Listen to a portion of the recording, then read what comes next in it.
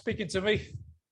No, thank you for having us. Thank you for having us. So, I mean, first of all, I don't know which is got you buzzing more, the fact that you just got a new single out, or the fact you just come off tour with Bastille. I don't know which is more of a buzz now.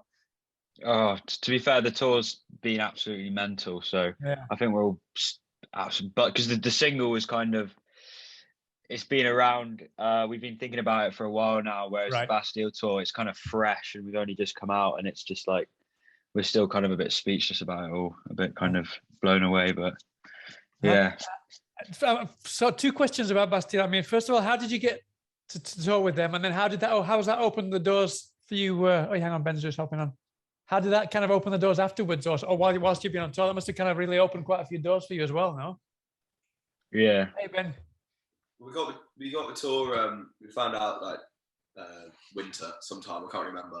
Right. And, just through our booking agent, we just got put forward for it, and then we got it. And I think the drummers from Plymouth, where we're from, same city. So I think that link probably helped. And he pushed from his end, and then doors that have been opened. Tom, help me out. Don't know.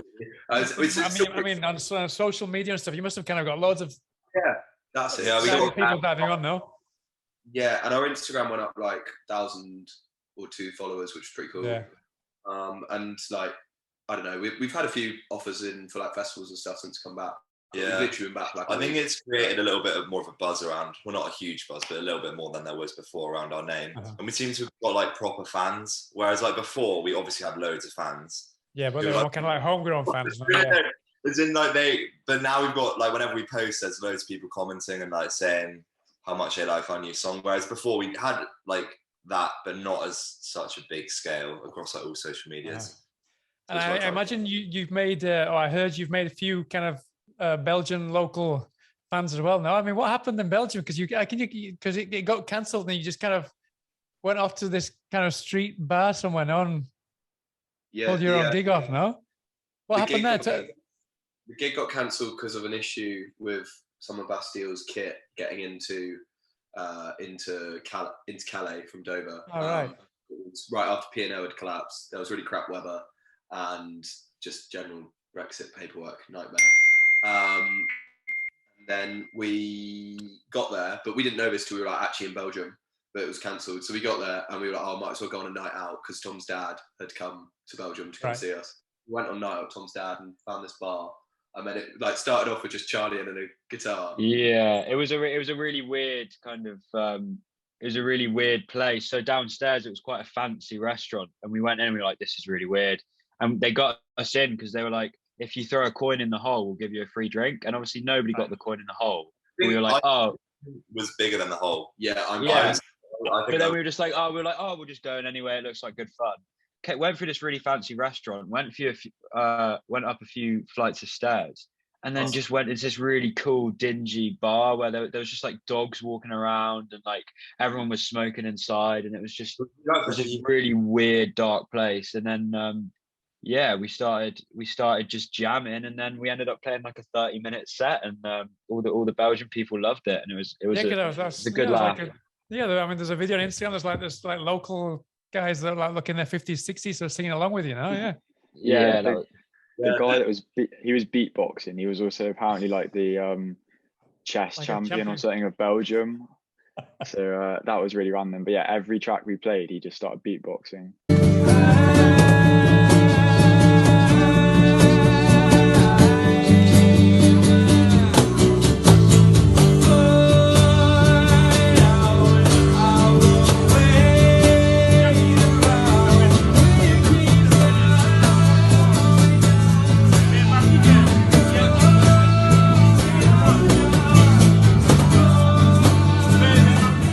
Had a fight with Fergus because like I don't know, they were obviously like crossing tempos or something, and Fergus was like playing a beat and he was beatboxing, and he was like, no man, I'm beatboxing, and they almost had a scrap. That was interesting. It was so fluky though, the fact they had like every single instrument, because obviously most open nights you go to I was so excited when we got bass out. because they had like 2 guitars, a bass, a cajon for Fergus to play on, and then a keyboard as well. So it was like everything set up, ready to go. All right, so you kind of like live music going there. Yeah, it was like a first ever European show. It was don't think we expected it to be like that, but it was pretty cool. Oh no, it's definitely memorable. Yeah, definitely. You won't forget that in a hurry. No. So I mean, what I wanted to ask you a little about, because I've never spoken to you before, is I think you started out life as kind of two of you went to school together. Now, is that right? Tell me kind of briefly how that kind of came to be. I think you kind of jammed in your GCSE music class or something. I was reading, and then a little bit later on, you kind of recorded an EP, and then you started getting live gigs, and then from there you kind of created who you are today. Yeah, so basically me and Ben started off when we were about 15, 16 in our GCSE music lessons, because we weren't really friends before. And then we kind of sat next to each other in GCSE music, and then happened to be put into a group for kind of composition and coursework. And then ended up writing all these tunes. And I think we wrote like 3 or 4 of the songs off that EP you're referring to, that the like Halfway House and all those songs. Yeah, when we were like 15 or 16. Which is why we sound so different and prepubescent in them, but and from there we were like, this is cool, but how are we gonna gig these songs, how are we gonna take it to the next level, and it actually all started with a music video. We needed people to play the drums and play the keys and play the bass and all that in the music video, and then we went to school with Harry and Tom at the time as well, got them involved. And then they went from kind of miming their instruments in the music video to kind of full on learning how to play it all. And then we started the band that we are now. And then we were doing gigs all around Plymouth, and yeah, that's kind of how it happened really. And then we met Fergus like earlier this year, and it's been amazing since then. Oh, that's crazy. So I mean, you hadn't actually kind of fully formed as a 5-piece until after lockdown then, no? We were a different 5-piece, and then different 5-piece beforehand, right? Drummer for a bit, and then we met Fergus last year, and we had obviously a spot for a drummer, and it just fit perfectly. So it worked out very nicely in the end. Crazy.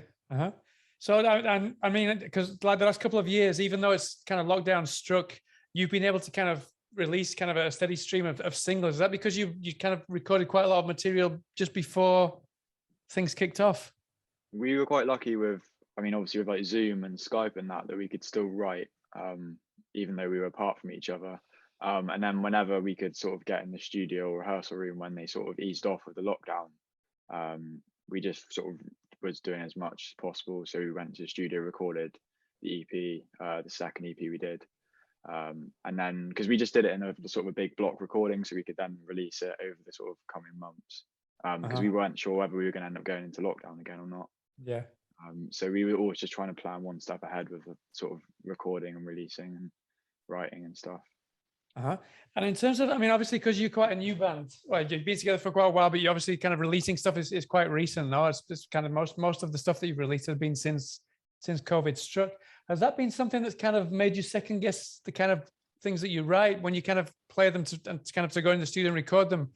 As you've not been able to play them live as much as you probably would have liked to have done, has that kind of caused any problems or any kind of second guessing what you're recording? Yeah, I think, well, we've just kind of been in the studio recording a new EP, which is what Blindside's going to be part of. And I think with a lot of those songs, because a lot of them were written in kind of like the third lockdown when it was actually very kind of doom and gloom. And I feel like the first lockdown and the second lockdown weren't too bad because it almost felt like there was an ending to it. But I think in that third lockdown in winter, it was very dark. And I don't think any of us really thought the music was going to go anywhere. And we didn't have a drummer to start with, and we didn't really have any clue what was going to happen with the band. But we just had these kind of 6 or 7 tunes that we'd written, and yeah, we couldn't play them live. We had no idea if anyone was going to like them. I don't think we've ever really felt like that as a band, but it was quite vulnerable and quite, I guess, quite self-conscious about the music. So, I mean, once you release these things, how I mean, I imagine you kind of, most of the time, especially kind of a year ago or so, you've kind of got to be dependent on kind of what you read in the social media and stuff. And a lot of bands prefer not to kind of to read that, just kind of stay away from it just in case any kind of criticism. Have you been kind of exactly opposite and really embraced it, and that's kind of how the way you've been able to kind of know how to navigate and which way to go next for your fans, if you will? I don't know. I think there's obviously like, I think the best way to judge it is like on the actual fans' like reception to it. So like you'll notice like how your social media and your Spotify reacts to a single. And I think we probably look at that a bit more when we do like the reviews and stuff. And we all read the reviews. Like you can't not read a review about something you've made.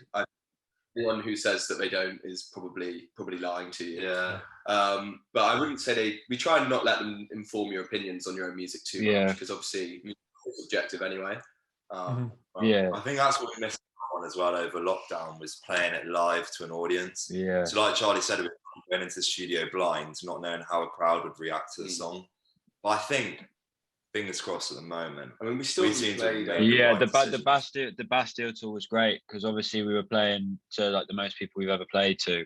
Yeah. And it really kind of showed us which of those new songs connect. And it's weird to it's a weird thing, but you could really tell after playing them kind of once live to an audience for the first time, you could really tell which ones connected. And it was just a feeling I think we all got for certain tunes. Blindside was definitely one of them. Yeah. So hopefully we made the right choice. Because as well, when we recorded them, we all just got in a room together and played it live. So we got sort of an idea of what they would sound like live, and like we started all chatting like amongst ourselves, trying to decide which ones the audience would like. But as Charlie said, until you actually get in front of the crowd, it's really hard to tell which one. And sometimes it's the most random song that you don't think is going to do very well that everyone seems to love live.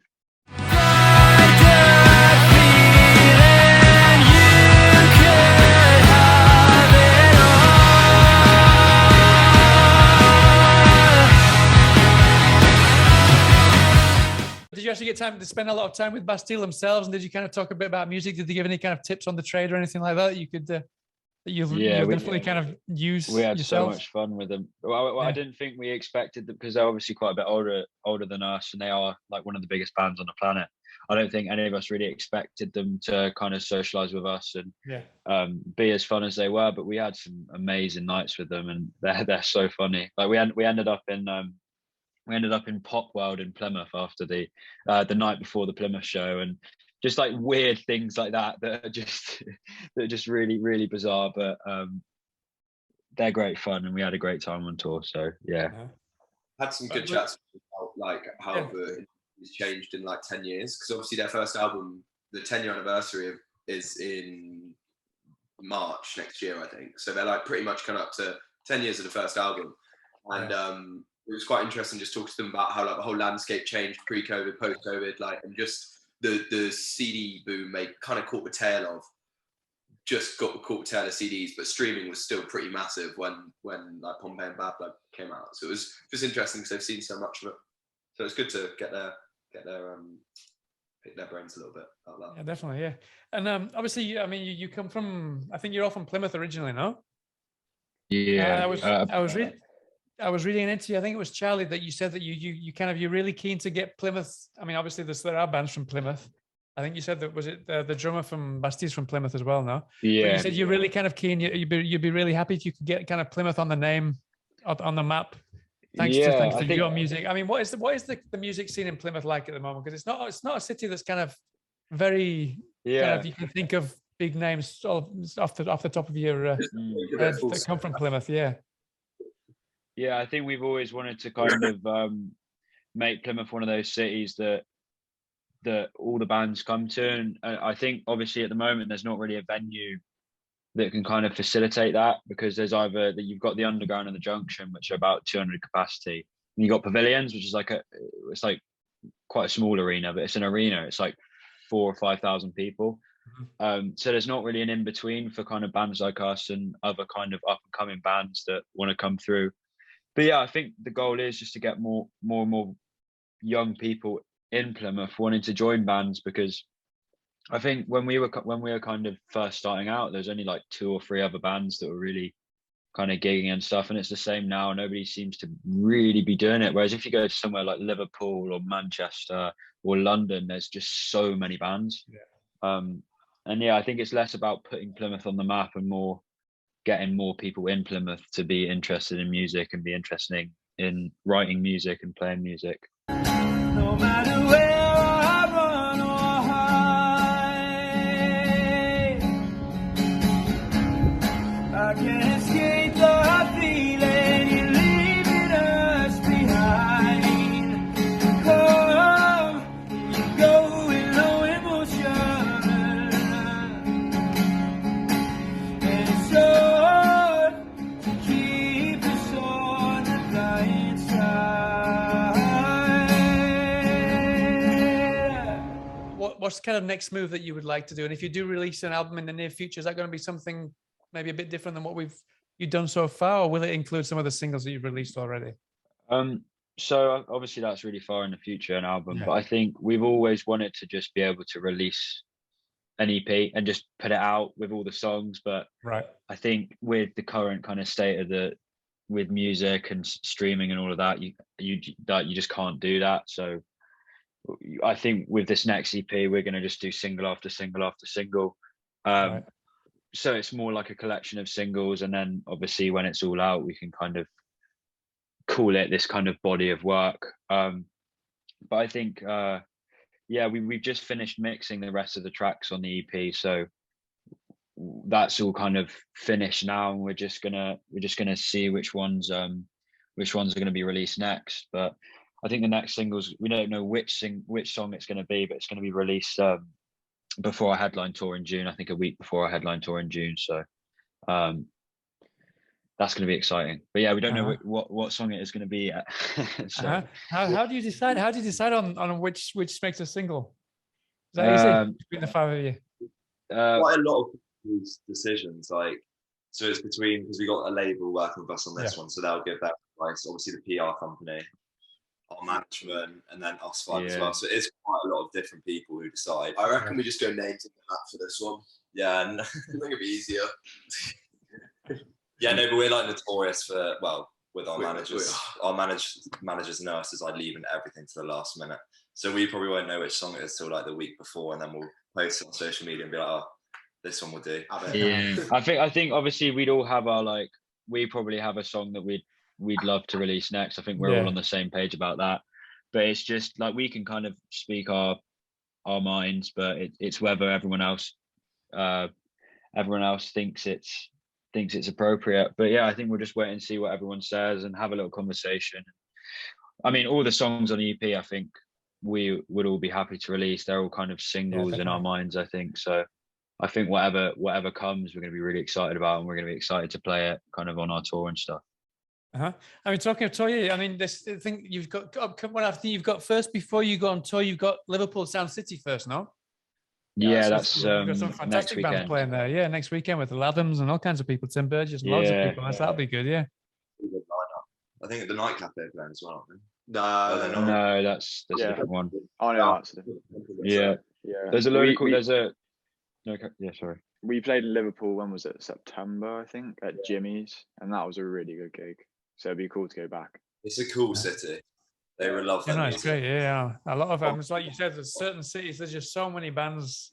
Yeah. Oh, it was. Liverpool is just booming right now. It's crazy. Yeah. It was mental. I think we played on like a Thursday night or something, and it was just like, it was such a good night, and we all went out in Liverpool afterwards, and it was like one of the best nights out we've ever had. And yeah, I think it's got a special place in our hearts. Liverpool does, I think. No surprise, yeah. And then, so what can you tell us about the? I mean, this is going to be your biggest headlining tour, and you think you've got Low Lying Sun now. Is going to be supporting you. What can you tell us about that? Is there going to be a lot of new material you'll be playing live? Are you allowed to play these singles that you've not released yet? Is that something that people will be seeing you play by then? We'll probably be playing maybe not the whole of this upcoming EP, but definitely like most of it. Again, just to see what sort of how the vibe goes on live, and just to see if the kind of response. I'm also be playing a lot of the songs, like kind of fan favorites and stuff like that. But I think for us, one of the most exciting thing of playing live is actually playing the new stuff, just to see the response from people. Yeah. Just, it constantly keeps it fresh and kind of updated. So that you're managing those, which single they should have released instead of the other one, though. Yeah, exactly. Well, to be fair, we played most of the EP on the Bastille tour, like, because we were kind of swapping our set lists around most nights just to get the perfect set list and just to try out loads of different songs. Because obviously, like, we got quite a few songs now with kind of unreleased and released stuff. So yeah, we were kind of every night we were like, oh, should we just put that song in there and just try it out? And that was like a really nice thing to do. And we got a really good feel for which songs we like playing live and stuff. So yeah. Brilliant. Yeah. That have never quite fit into a project. So there's this one called Lights Out, which we've gigged a few times, and we love playing it, but it's never quite fit in like an EP. So like we've had it for ages, and we've gigged it, but we've never actually recorded it. So like sometimes you play those ones, or actually like there's this one on the EP that's coming up that we've been playing live since like 2019.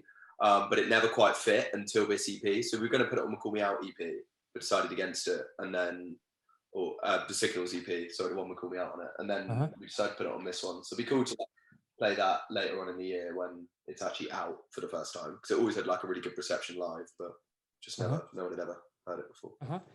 So, I mean, just to finish off then, obviously you said you got Low Lying Sun supporting you. Was that personal choice? Did you choose them specifically? Did you handpick them? Yeah, there was a few options that came through, and I don't know, something about their music really stood out. Yeah, I think the first time we played them, we were just all like they're really good, like almost gonna be better than us. Yeah, I think we're still worried that they're going to outshadow us. To be fair, outshow us. They're really cool. Now we've been listening to them loads since because they got put forward by the promoter, I think.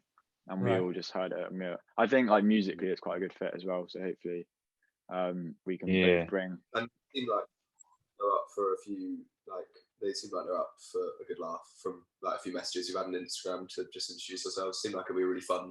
I think we'll have a good time. They're quite similar. I think they're a bit older than us, but they're like similar age.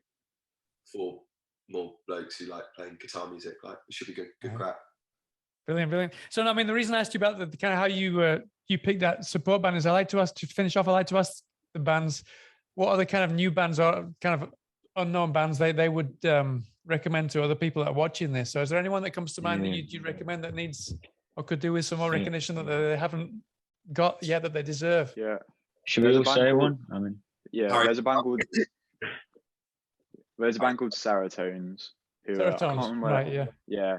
They're really cool. We met them up in where were we playing? I can't remember. We played at Isle of Wight. It was Isle of Wight, but it was Isle of Wight Festival. I didn't. Or was it? Oh no, it was Stockton. It was Stockton. Yeah, Stockton. I know what you mean. Yes, the York band. No, the two sons from Shed 7. No, that's right. No, yeah. I'm not sure, but we met them backstage, and they were really really cool guys. So definitely give them a listen. Yeah. Anyone else? Fergie. There's a band called Armstrong near where I'm from. Really good 3-piece band. Quite similar to Catfish and the Bottommen. Got that kind of sound to them. But yeah, they're really good. I like this American singer songwriter girl called Alex Perez, but it's with like an I, not an E, in Alex. Right. And she's really cool. I like her. I found her on, I think it was. She's got a lovely voice. There's a band called Spin who are probably actually bigger than us, to be fair, but they're pretty good. Oh yeah, they're kind of similar. They're kind of like similar sort of category as us, but yeah, they're pretty cool music. I don't know where they're from though. I don't really know anything about them. The name does ring a bell. I can't think from where now. Yeah, capitals SPINN. So they're pretty good. Yeah, I think I've been. I saw this a band called Stone, which are really cool. I like a couple of their songs. They're like more punky. It's not really similar to our music at all, but their gigs just look mental. They look like they have a massive laugh and they've got loads of energy. So I think it would have to be them for me. But yeah, that's brilliant. Well, listen, guys, thank you so much for your time. I really appreciate it. Congratulations on the new single. I really enjoyed it, and I wish you the best of luck with the where you've got your Liverpool Sound City on the weekend, and then. Hopefully, I'll get over and catch you sometime at a gig sometime soon in the UK tour. Yeah, for sure. Let us know if you come. Amazing to see you. Yeah. Thanks so much. All right, that's great. Cheers. Have a good day then. Take care then. Cheers, man. Thank you. All right, cheers then.